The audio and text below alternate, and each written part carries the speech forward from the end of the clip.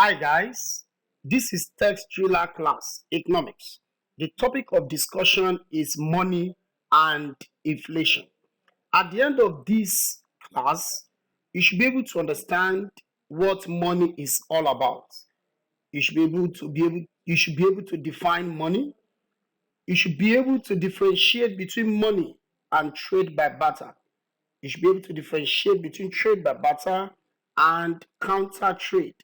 You should be able to understand the evolution of money. You are going to learn the characteristics of money, the functions of money. We are going to understand the types of money. Then, an important aspect of money, known as the value of money, the quantity theory of money, the motive of holding money, which is the demand for money, supply of money, Graham's law of money, and how to measure the value of money. We are going to understand what inflation and deflation is, the causes of inflation, causes of deflation, ways of measuring inflation, types of inflation, the solution to inflation and deflation. These are what we want to talk about in this topic, money and inflation. Now let's begin with the introduction to money. Now, money is a general term used in any society or country, but people don't really understand what money is. So money can be defined as an article or a commodity that is generally acceptable as a medium of exchange for goods and services and settlement of debt. So an example of money is 5 naira in Nigerian currency, 20 naira, 1000 naira, 500 checks, money order. These are examples of money. Now, as we can see, that money is a commodity or an article because money is being produced.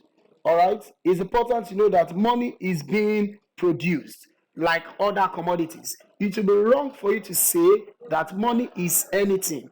Money is something because it is being produced and it serves as a medium of exchange for goods and services. So, how did money come into existence? We have so many schools of thoughts. Like we all know, there's a general one known as the Goldsmith School of Thought, which is a man called Goldsmith that used to keep things for people.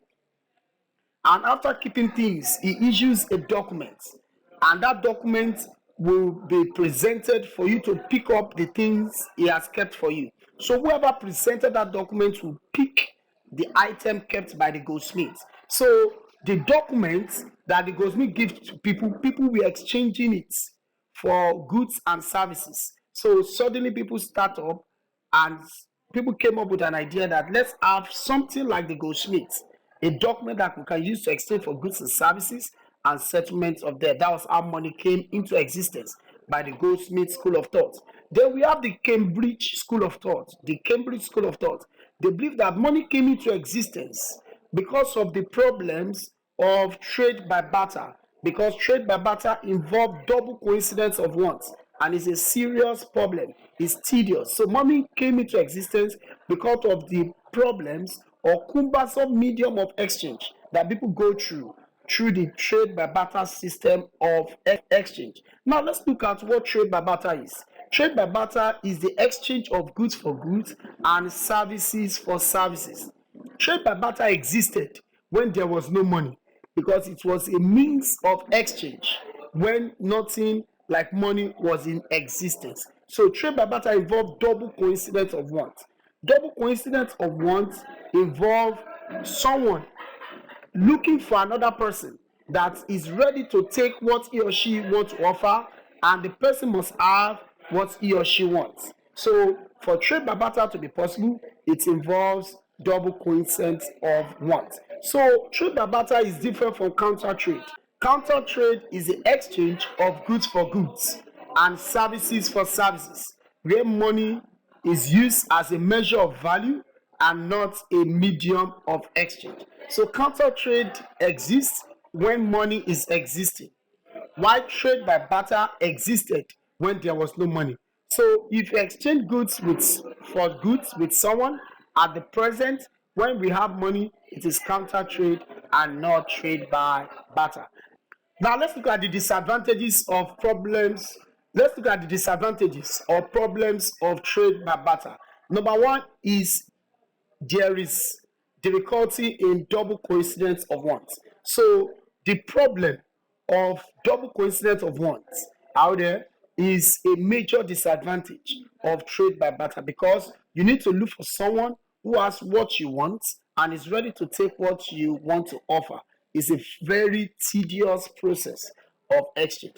Number two, there is no common means of measuring the value of goods. So there is no standard of measurement for goods and services to be exchanged. So it's a problem of trade by barter. Another disadvantage is that the goods are indivisible into smaller components without losing its value. So it's always difficult to divide commodities to be exchanged into smaller components because they are not money. Number four is that it discourages credit facilities and instrumental payments because there's no particular price tag. So it discourages credit facilities. So you must have something to exchange for something else. Number five, the goods cannot stand the test of time as a result of being perishable and not in and poor means of preservation. So the trade by barter existed in the primitive stage of human being. So there is poor means of preserving the produce or the goods produced. So the goods cannot stand the test of time, and most of them are perishables, so they are not durable. All right, let's look at the characteristics of money. The characteristics of money are as follows. Number one, we have acceptability. Any article